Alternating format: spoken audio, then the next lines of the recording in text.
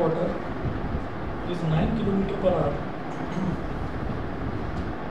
is 9 km per hour goes 15 km downstream, goes 15 km downstream and comes back to the same spot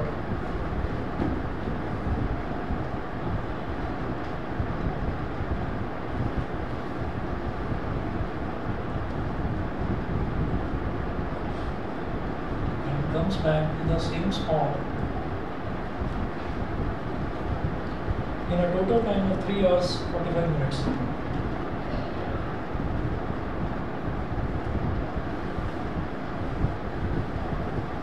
a total time of 3 hours 45 minutes. Full stop. Find the speed of the stream.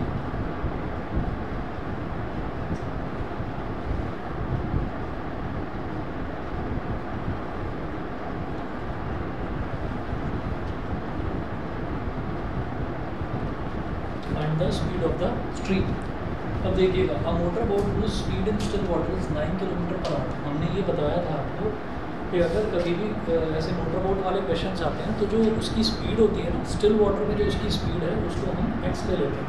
यहाँ पर पहले से ही दे रखा है कि speed still water में कितनी है 9 km per hour, और जो स्ट्रीम की स्पीड होती है उसको हम y ले लेते हैं. तो उसको हम y ले लीजिए, सिर्फ स्ट्रीम की ही स्पीड यहाँ पर निकालिए. तो हम ये कहेंगे let the given the speed of boat, given the speed of boat in still water is 9 km per hour and let the speed of stream be x km per hour. जो stream है ना, stream की speed को अब आप x km per hour assume कर लीजिए.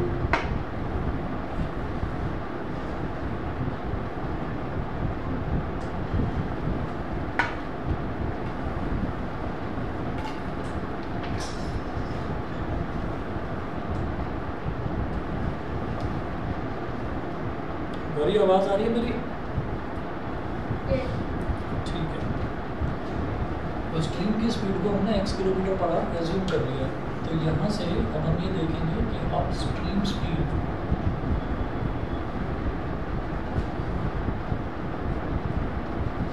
Upstream speed क्या होगी? बोट की जो स्पीड है स्टिल वाटर में वो तो 9 है, ठीक है, और स्ट्रीम जो लहर है वो उसके अपोजिट आ रही है. तो जब अपस्ट्रीम स्पीड निकाली जाती है तो दोनों को सब्ट्रैक्ट करते हैं. तो 9 - x km पर आवर हो जाएगा. अपस्ट्रीम स्पीड हो जाएगी 9 - x km पर आवर. ऐसे ही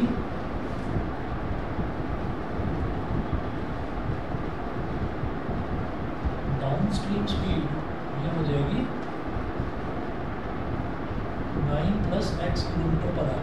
तो डाउनस्ट्रीम में क्या होती है कि जिस डायरेक्शन में हम चल रहे हैं, जो स्ट्रीम है स्ट्रीम भी उसी डायरेक्शन में चल रही है.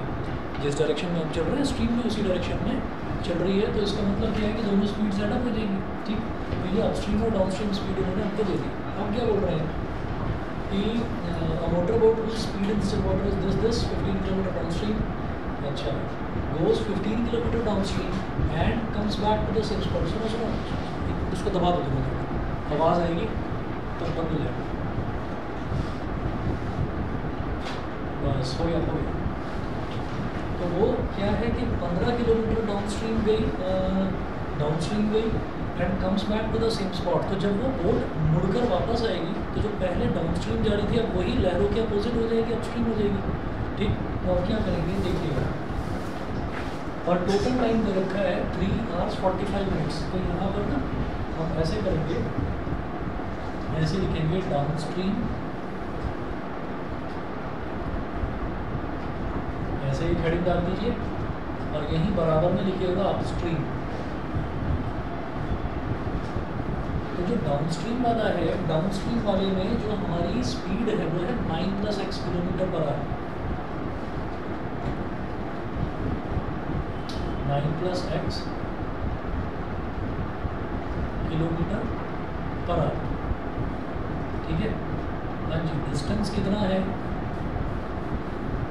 15 kilometre.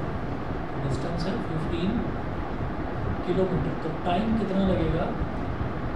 Distance is equal to speed into time होता है, तो time is equal to distance upon speed हो जाएगा। तो d1/s1 यानी कि 15/9 + x आवर्स। ये तो हो गया डाउनस्ट्रीम वाला केस। अब बात करते हैं अपस्ट्रीम वाले केस की। तो S2 स्पीड 2, अपस्ट्रीम वाली स्पीड कितनी हो गई? 9 - x kilometre per hour. Distance भाई जितना वो गया है वो वापस लौटेगा, तो वापस भी तो उसको उतना ही ट्रैवल करना पड़ेगा, 15 किलोमीटर, ठीक है। तो जो डिस्टेंस है इस केस में उसको d2 बोल दिया, तो ये हो गया 15 किलोमीटर। तो d2 हो गया d2/s2, 15/9 - x hours, 9 - x hours, ये हो गया। अच्छा, ये टाइम लगा उसको डाउनस्ट्रीम ट्रैवल करने में, और ये वापस आने में अपस्ट्रीम ट्रैवल करने में ये वाला उसको टाइम लगा। टोटल टाइम 3 hours 45 minutes बोल रहे हैं। तो t1 + t2 is equal to 3 hours and 45 minutes। 3 hours and 45 minutes। जो टाइम हमने दोनों केसेस में निकाला है, इसमें भी और इसमें भी, वो टाइम हमारा किस में निकला है? आवर्स में निकला है, आवर्स में निकला है। तो ये जो 45 मिनट्स है इसको आवर्स में कन्वर्ट करवा।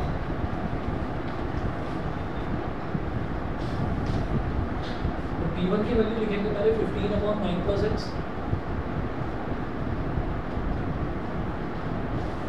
प्लस t2 की वैल्यू लिखेंगे 15/9 - x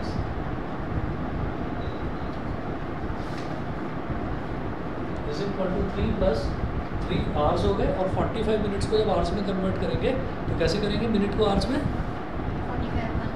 45/60। जब भी मिनट को आवर्स में कन्वर्ट करना होता है तो डिवाइड बाई 60 करते हैं। तो 45/60, 45/60 ये 15 के टेबल में आता है। 15 × 3 = 45, 15 × 4 = 60। और लेफ्ट हैंड साइड पर मुझे दिख रहा है न्यूमरेटर में इधर भी 15 है और इधर भी 15 है। तो मैंने 15 ले लिया कौन? तो 1/9 + x प्लस 1/9 - x।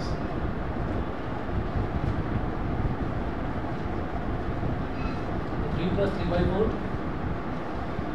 15 × 9 + x और 9 - x, ये दोनों बिल्कुल अलग अलग टर्म है। तो जब एलसीएम देखते हैं तो दोनों मल्टीप्लाई हो जाएंगे, 9 + x × 9 - x।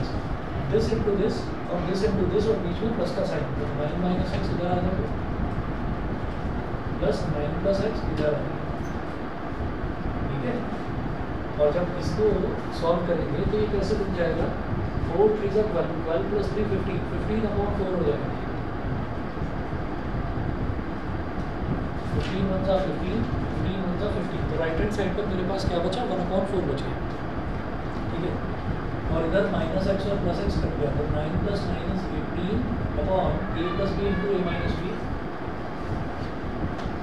तो 9² - x² = 1/4। अब ये इधर मल्टीप्लाई, क्रॉस मल्टीप्लिकेशन हो जाएगा।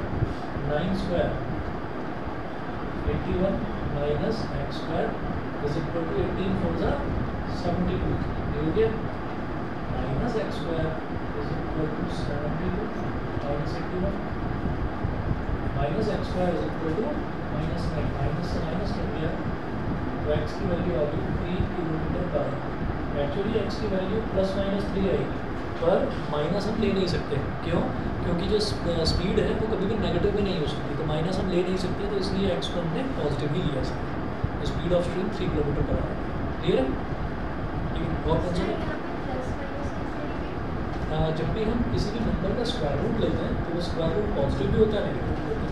क्योंकि +3 का स्क्वायर करेंगे तो भी 9 और -3 का स्क्वायर करेंगे तो भी 9, इस वजह से। बताइए 9, ठीक है। एक और क्वेश्चन नोट कीजिएगा।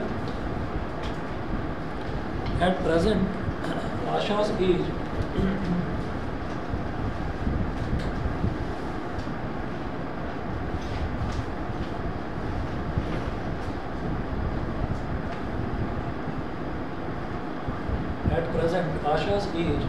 ब्रैकेट में लिखिएगा इन years,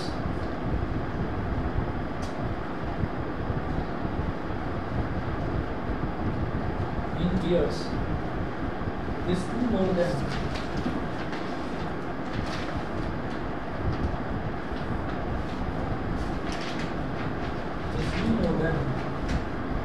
the square of her daughter, more than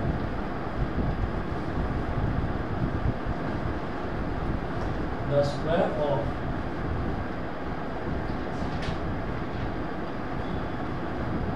her daughter, the square of her daughter Nisha's age.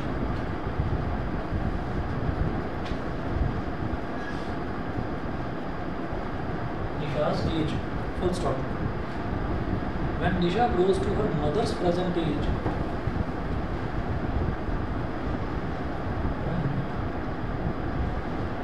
Nisha grows to her mother's present age,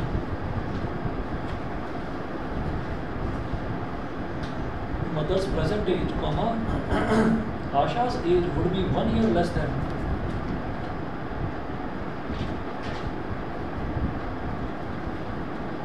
Asha's age would be 1 year less than 1 year less than 10 times the present age of Nisha.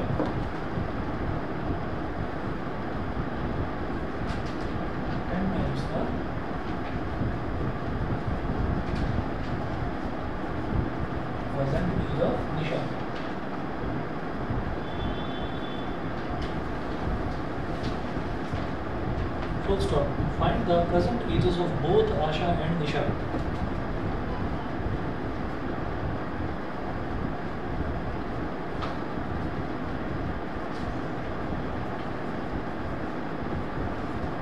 Find the present ages of both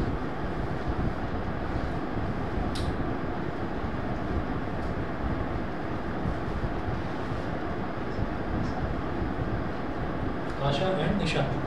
देखिए हाँ जी, अब देखिए at present Asha's age is more than the square of her daughter Nisha's age. तो आशा की as निशा की as के terms में दे रखी है. तो एक काम करते हैं, हम निशा की एज को एक्स मान लेते हैं, प्रेजेंट एज को. ठीक है, तो यहाँ लिखते हैं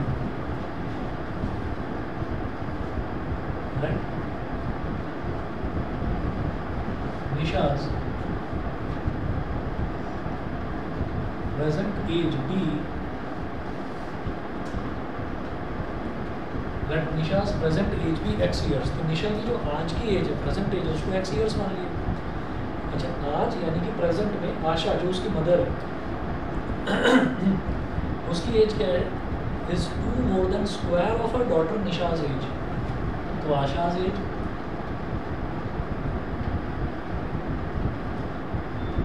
आशा की एज कितनी है, 2 more than square of her daughter Nisha's age. तो निशा की एज है x, तो उसका स्क्वायर और उससे 2 ज़्यादा, 2 more than square of her daughter Nisha's age. ठीक, ये हो गई दोनों की, आशा की और निशा की. ठीक है, इन दोनों मामलों की प्रेजेंट एज होगी. ठीक है, अब आगे चलते हैं. When Nisha grows to her mother's present age. अब जब निशा की एज कितनी हो जाती है, अपनी मदर की प्रेजेंट एज जितनी हो जाती है, तो हम क्या देखेंगे कि यहाँ लिख देंगे न्यू केस, नया जो केस दे रखा है. ठीक है, नहीं तो हम लिख देते हैं, वो बोलते हैं 5 साल बाद या 10 साल बाद, वो इस तरीके का कुछ दे रखा होता है, वो नहीं दे रखा.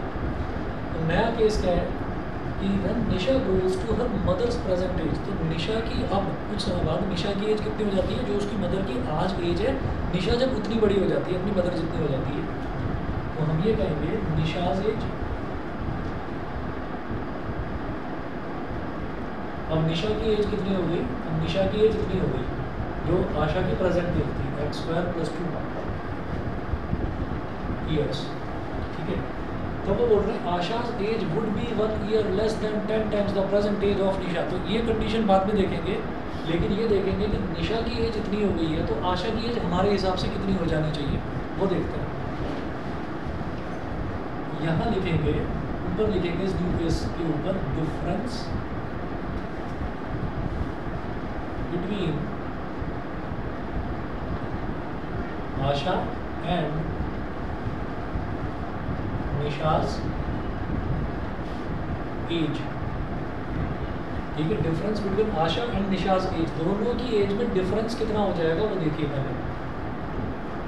प्रेजेंट एज में डिफरेंस x² + 2 - x। अब जरा ध्यान से सुनिए, अब ध्यान से सुनिएगा मेरी बात। पहले मैंने ये डिफरेंस निकाला क्यों, यहाँ तक सबने नोट कर लिया? ठीक है, नहीं समझ में आए तो बताइएगा।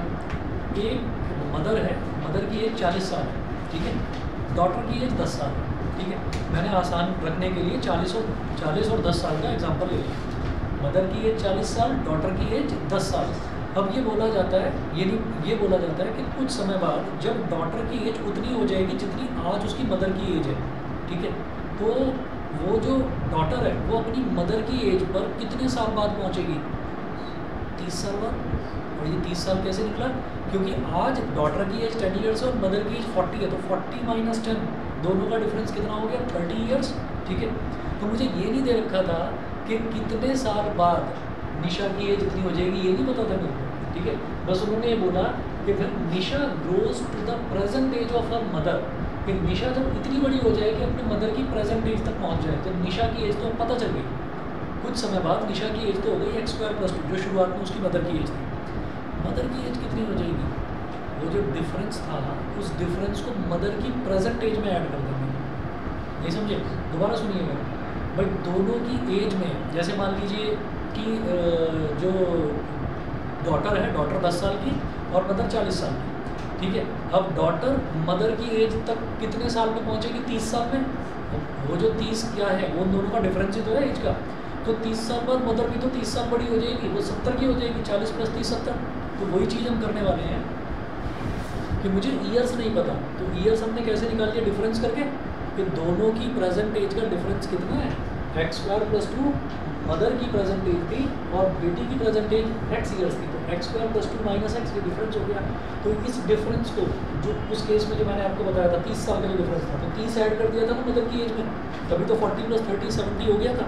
तो अब इस डिफरेंस को आशा की इस एज में, आशा ही तो है मदर, तो आशा की एज में ऐड कर देंगे। तो हम यहाँ पर लिखेंगे आशाज एज, ये क्या हो जाएगा? x² + 2 plus difference of the present ages. ये हो गया x² + 2 प्लस डिफरेंस कितना है? x² + 2 - x, x² + 2 - x, x² + x² is 2x² - x और 2 + 2 इज 4। तो कुछ समय बाद निशा की एज हो गई x² + 2 और आशा की एज हो गई इतनी। ये नई एज आ गई है दोनों की, माँ की और बेटी की, दोनों की नई नई एज आ गई है। सभी को क्लियर? इतना क्लियर है? आशा की एज में क्यों ऐड किया? आशा की एज में इस वजह से ऐड कर रहा है, पहले तो निकाल लिया दोनों की प्रेजेंट एज का डिफरेंस, के दोनों की एज में गैप कितना है।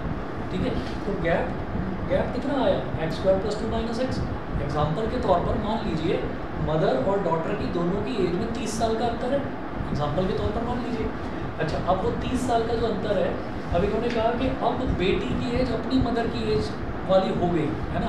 तो इसका मतलब क्या है कि बेटी 30 साल बड़ी हो गई, माँ भी तो 30 साल बड़ी हो जाएगी। तो बेटी की एज तो पता है कि वो मदर की एज है, मदर की एज तक पहुँच गई, तो वो तो फिक्स पता है मेरे को x² + 2 हो गया। ठीक है, तो मदर की x² + 2 थी पहले, तो उसमें भी तो वो डिफरेंस ऐड होगा। ठीक है, वो 30 ईयर्स, तो वो ऐड हो गया। तो निशा की तो प्रेजेंट एज अब ये हो गई, नई एज, प्रेजेंट एज नहीं बनना चाहिए, नई एज ये, और मदर की जो नई एज है वो ये, डिफरेंस ऐड कर दिया। सभी को क्लियर है ना? ठीक है, अब आगे सुनिए, अब आगे एक रिलेशन क्या दे रखा है, रिलेशन देखिएगा, रिलेशन ये दे रखा है when Nisha grows to her mother's present age, Asha's age would be, Asha's age, Asha's age तो ये नई वाली एज है, याद रखना कभी उसमें ऐड करना। Asha's age would be 1 year less than 10 times the present age of Nisha. निशा की प्रेजेंट एज कितनी थी? x would be 1 year less than 10 times the present age of Nisha. Present age of Nisha क्या थी? x, उससे 1 साल कम, 10x - 1। समझ गए? सही है? ऑनलाइन बताया भाई, गौरी क्लियर है? ठीक है। अब आशा की एज क्या है? 2x² - x + 4 = 10x - 1। सब कुछ इधर लेकर आओ, 2x² - x - 10x + 4 + 1 = 0। तो 2x² - 11x + 5 = 0। ये मुझे करने की ज़रूरत नहीं थी, क्योंकि मुझे लग रहा है ये ऑलरेडी फैक्टर्स ही दे। आप देख लीजिए, -1x और -10x कितना हो जाएगा? -11x। ठीक है, और ये फैक्टर्स नहीं है ना? हाँ, फैक्टर ही तो है। हाँ, -1 × -10 + 10 और 2 5 ज़्यादा है। ठीक है, मिड टर्म स्प्लिटिंग हो गई, हुआ ही थी पहले से।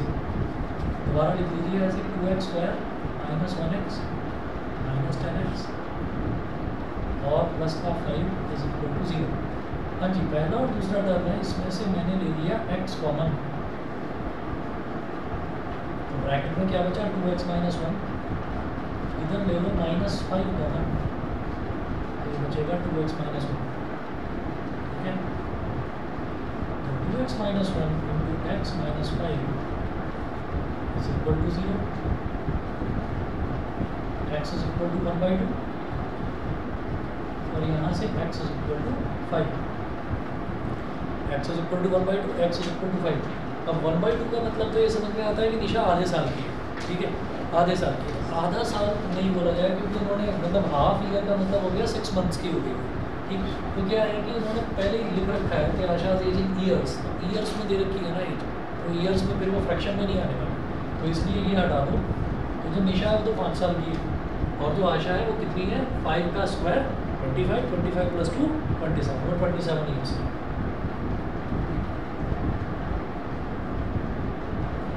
आशाज एज = 5 का स्क्वायर + 2, यानी कि 27 ईयर्स। मदर की एज होगी, मदर 27 ईयर्स की, और बिटिया जो है 5 साल की। सही है?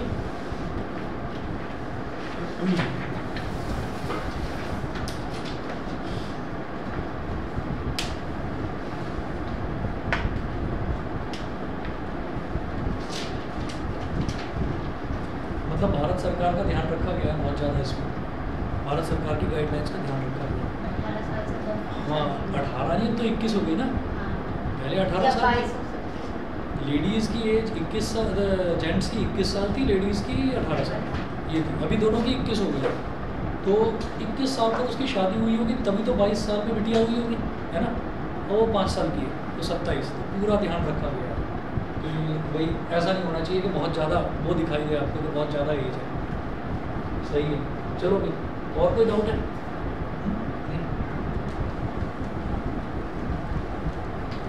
इनमें ये जो क्वेश्चंस हैं, इनमें एक ना वो क्वेश्चन है जॉन और जैकब वाला। जॉन और जैकब वाला क्वेश्चन क्या है? जॉन और जैकब वाला क्वेश्चन ऐसा दे रखा है कि उसमें 70 साल का तो बाप है, ठीक है, और 10 साल का बेटा है। तो वो क्वेश्चन देखने में कैसा लगता है कि 60 साल का आदमी बाप बना होगा। ठीक, तो वो देखकर मतलब कम से कम रियलिस्टिक फिगर तो होनी चाहिए। रियलिस्टिक फिगर कई क्वेश्चन में, खैर अब उन्होंने हटा दिया, कई सारे बड़े अजीब क्वेश्चन थे इसमें आरडी में। चलिए जी, मिटा रहा हूँ।